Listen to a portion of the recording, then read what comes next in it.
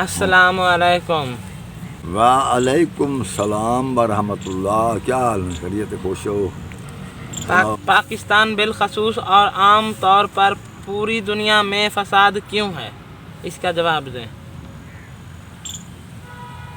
پاکستان اور پوری دنیا میں عموماً فساد اس لیے ہے کہ لوگوں کی کثیر تعداد چند قلیل لوگوں پیچھے لگی ہوئی ہے۔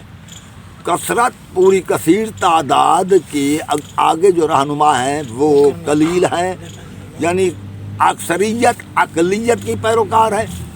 اس میں وہ سوچتے نہیں، اگر سوچیں، سوچوں پر پابندی نہ ہو، سوچیں تو فساد نہ ہوگا، مگر یہ سوچتے نہیں اور اس لیے کوئی فساد پیدا ہو رہا ہے۔ تو سوچنا چاہیے، بغیر سوچنے کے ظاہر ہے کہ آدمی فساد ہی برپا کرے گا۔